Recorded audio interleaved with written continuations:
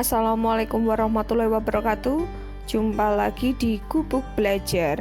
Di video kali ini kita akan membahas soal matematika part ketiga ASPD, persiapan ASPD di Quora Kabupaten Bantul yang tahap kedua. Oke, langsung saja kita bahas nomor 11. Di nomor 11 ini ada soal mengenai himpunan ya teman-teman. Daftar pengguna media online yang digunakan 32 siswa kelas 9A SMP X selama pembelajaran di masa pandemi COVID-19 sebagai berikut.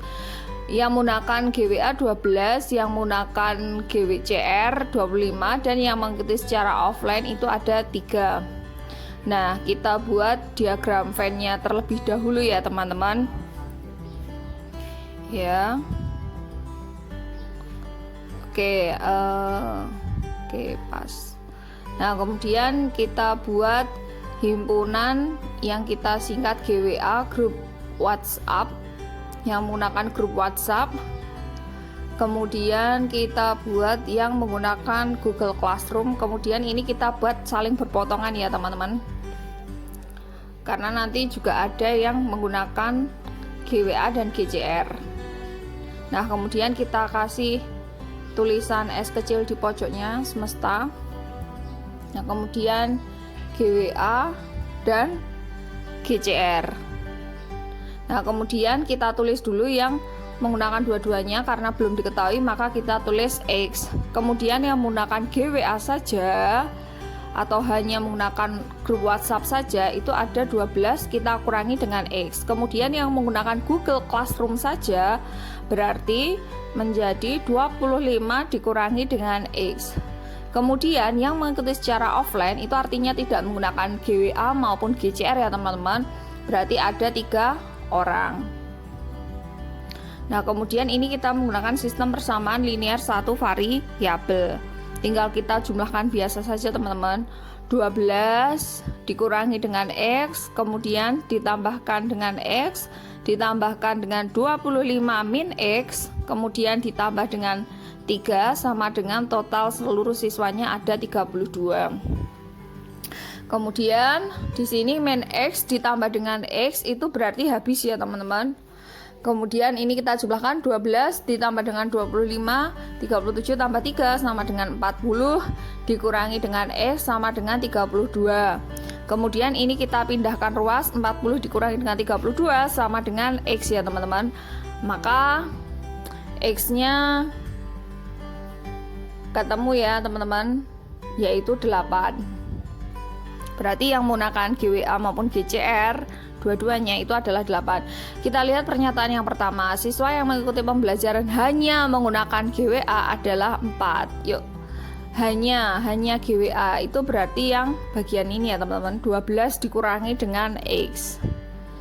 Nah, X-nya itu tadi sudah ketemu yaitu 8, maka 12 dikurangi 8 sama dengan 4. Nah, berarti pernyataan yang pertama itu benar ya teman-teman. Kemudian kita coba ke pernyataan kedua. Siswa yang mengikuti pembelajaran hanya menggunakan GCR atau Google Classroom saja itu adalah 25 dikurangi dengan X.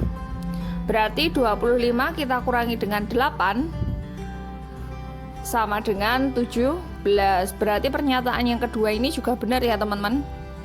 Kemudian pernyataan yang ketiga, siswa yang mengikuti pembelajaran menggunakan GWA dan juga GCR adalah 8. Nah, benar ya teman-teman, tadi sudah kita cari yang menggunakan dua-duanya ada 8. Berarti pernyataan yang benar adalah yang A. Selanjutnya kita membahas nomor 12. Di sini ada soal mengenai fungsi ya teman-teman.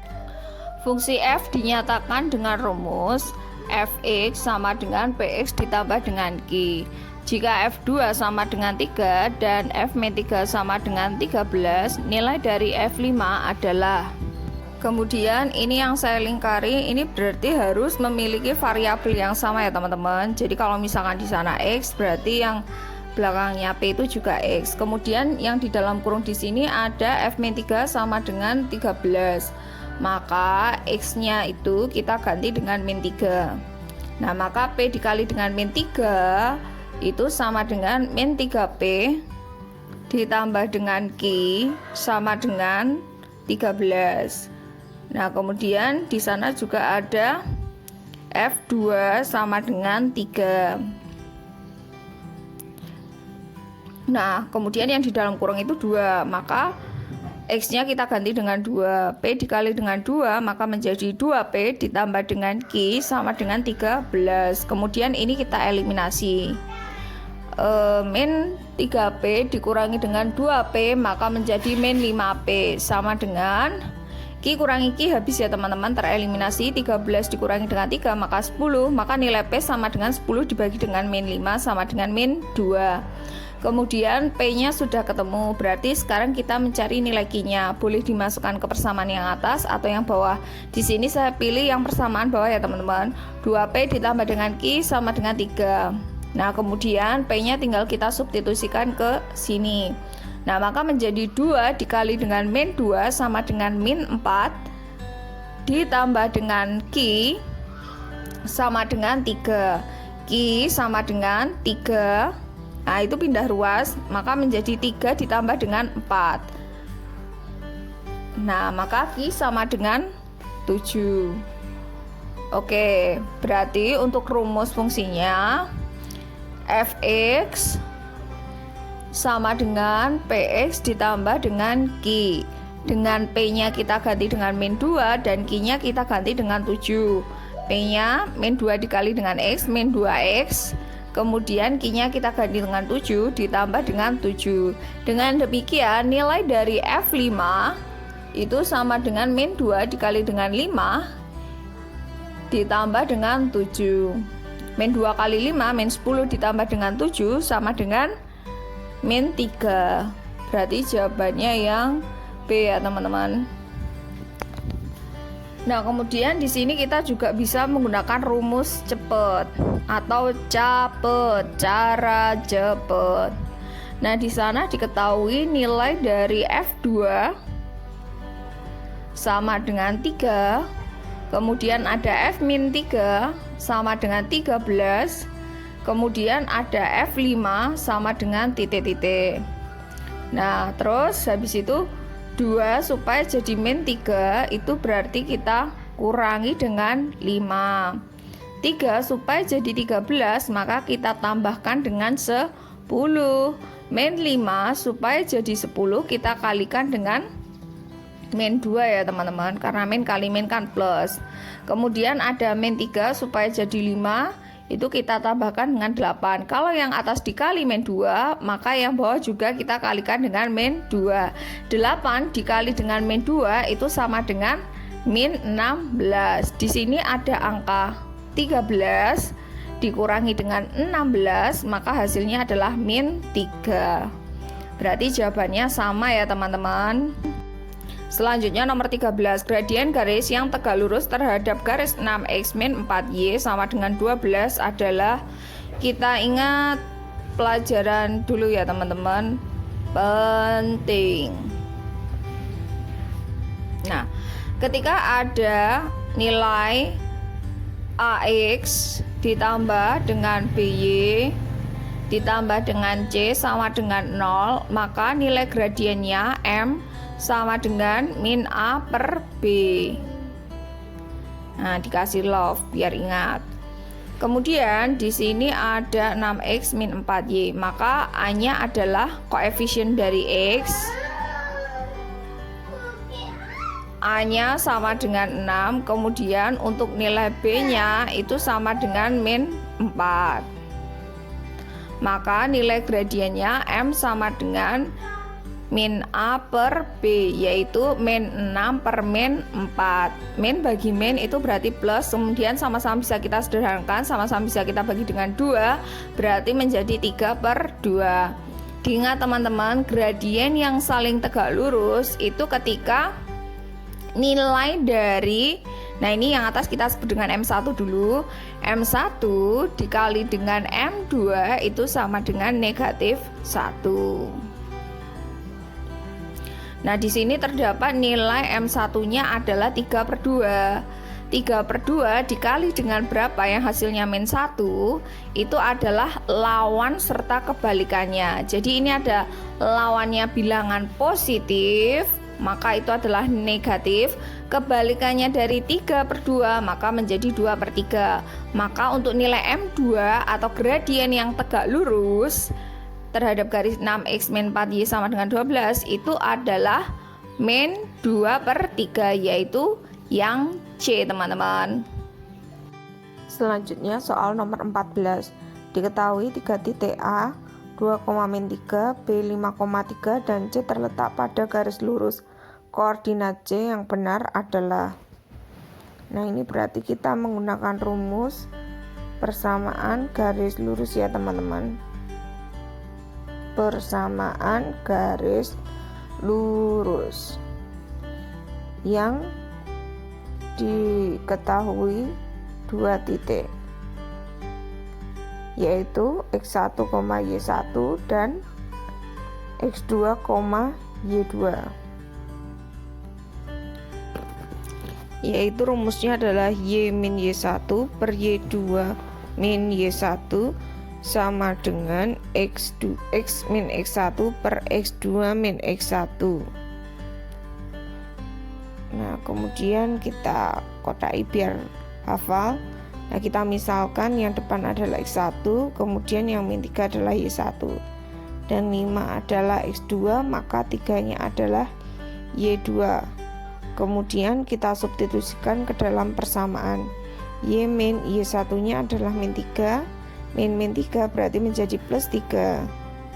Kemudian y2-nya adalah 3, kemudian plus 3 sama dengan x min x1-nya adalah 2, min 2 per x2-nya 5 dikurangi dengan 2, maka menjadi y plus 3 per 6 sama dengan x min 2, 5 dikurangi dengan 2, 3.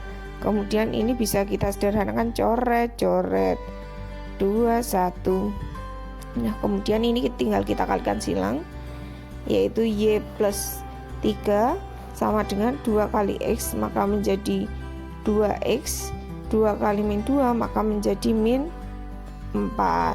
Kemudian y sama dengan 2x min 4 min 3 berarti menjadi min 7. Kemudian kita cari titik yang melalui garis y sama dengan 2x min 7, yaitu dengan cara memasukkan option x-nya itu, kemudian nanti apakah sama dengan nilai y yang berada di belakangnya. Tuh, kita coba yang pertama adalah x yang 1 dulu ya, yang A. Nah, kita coba x sama dengan 1, maka menjadi y sama dengan 2 dikali dengan 1 dikurangi dengan 7, maka menjadi 2 dikurangi dengan 7 sama dengan min 5. Maka untuk yang A itu benar ya teman-teman, karena melalui titik 1, min 5. Berarti jawabannya adalah yang A. Selanjutnya nomor soal 15 ya teman-teman. Di sini ada soal mengenai SPLDV. Jadi nanti di sini langsung saya oret-oret. Harga sebuah buku sama dengan 3 kali harga sebuah pensil. Nah, di sini bukunya saya misalkan B, kemudian pensilnya saya misalkan P. Maka bisa saya tulis menjadi B sama dengan 3P. Kemudian di kalimat selanjutnya, Aji membeli 4 buku dan 2 pensil. Ia membayar sebesar 24.500, maka menjadi 4B ditambah dengan 2P sama dengan 24.500. Kemudian di sini yang ditanyakan adalah jika Neni membeli 6 buku dan 4 pensil pada toko yang sama, Neni harus membayar sebesar, berarti bisa kita tulis 6B ditambah dengan 4P sama dengan titik-titik. Nah, ini B-nya sama dengan 3P, ini bisa kita substitusikan ke persamaan selanjutnya teman-teman. Jadi 4 dikali dengan 3P, begitu, kemudian ditambah dengan 2P sama dengan 24.500. Kemudian ini kita kalikan, 4P kali 3P menjadi 12P ditambah dengan 2P sama dengan 24.500. maka menjadi 14P sama dengan 24.500. Maka P sama dengan 24.500 kita bagi dengan 14. Maka P sama dengan 1.750. Berarti harga satu pensilnya 1.750 ya teman-teman. Kemudian kita mencari harga buku. Bahwa buku sama dengan 3P, maka 3 kita kalikan dengan 1.750. Maka harga satu buku itu sama dengan 5.250. Nah, kemudian yang ditanyakan adalah 6P ditambah dengan 4P. 6 kita kalikan dengan harga bukunya 5.250 ditambah dengan 4 dikali dengan 1.750 harga pensilnya. Kemudian 6 dikali 5.250 itu sama dengan 31.500 ditambah dengan 4 kali 1.750 itu adalah 7.000. Maka Neni membayar sebesar 38.500. Berarti jawabannya adalah yang D ya teman-teman. Oke teman-teman, mungkin itu saja yang bisa kita bahas kali ini. Jika ada pertanyaan silahkan tulis di kolom komentar. Dari saya cukup sekian. Assalamualaikum warahmatullahi wabarakatuh.